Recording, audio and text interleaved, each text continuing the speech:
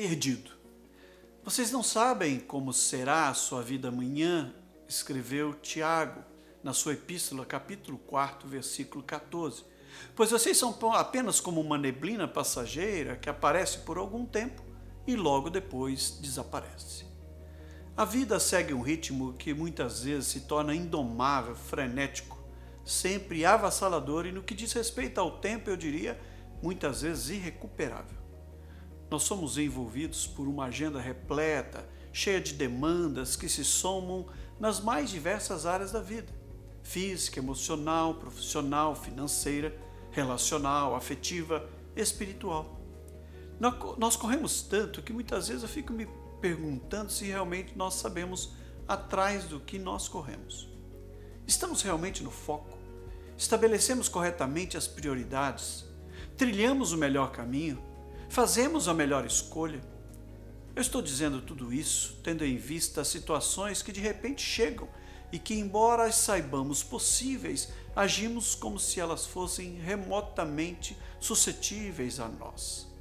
Poderíamos racionalizar estas situações, tentando dar respostas ou oferecer segurança diante de fatos que nos vêm, mas o que de fato nos aparece, ou nos parece, melhor dizendo, fica evidente que são apenas sintomas de que estamos perdidos. O que dizer dessa pandemia gerada pelo novo coronavírus? Eu não sabia nem que tinha o antigo, o Covid-19.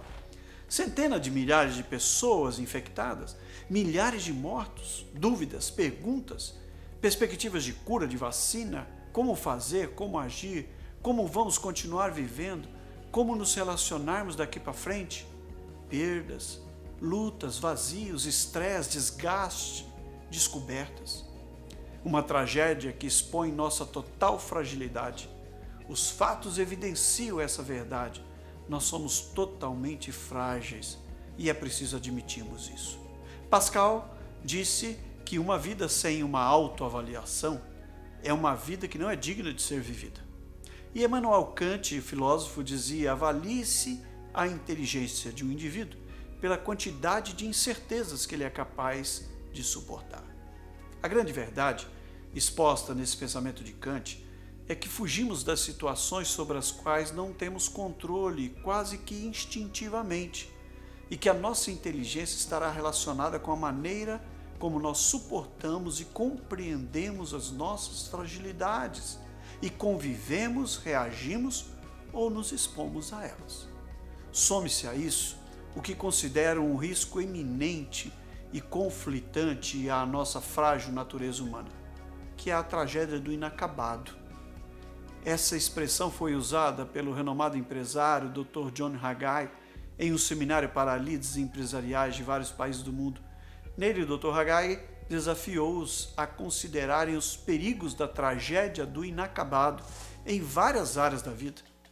Diante de fatos como os evidenciados por tragédias do cotidiano, como exposto no noticiário nesses dias, eu fico pensando sobre que tragédias podem somar-se à própria tragédia daquilo que está acontecendo.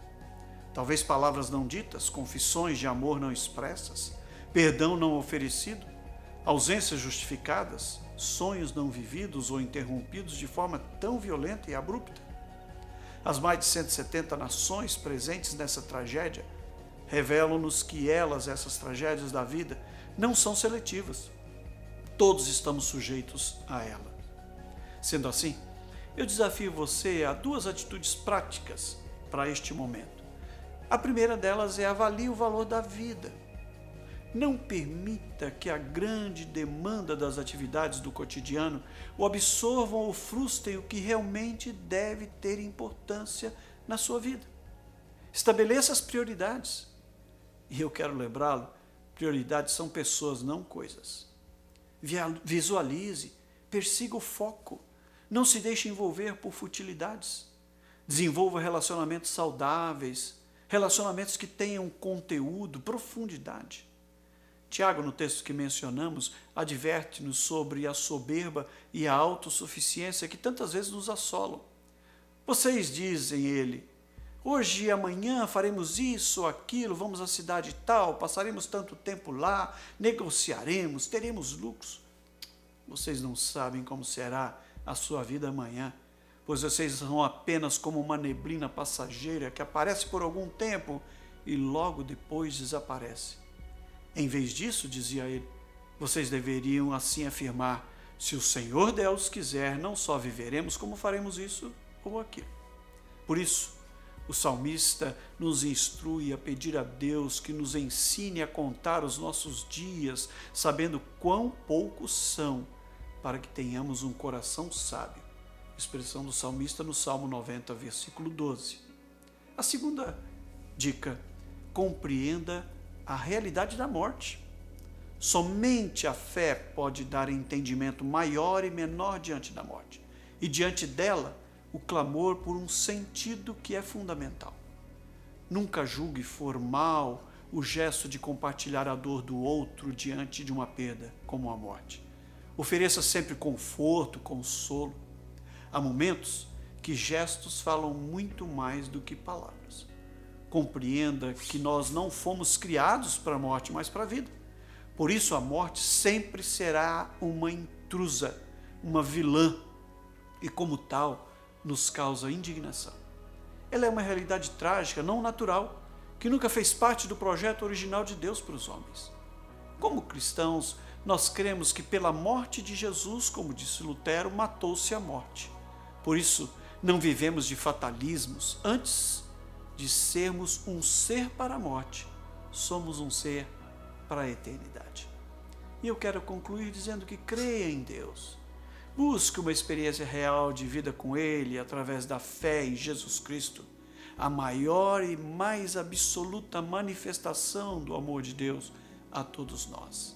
Ele veio manifestado como um ser humano, habitou entre nós para que nós tivéssemos vida e vida em abundância e vida eterna. Deseje isso, busque isso e que assim Deus te abençoe rica e abundantemente.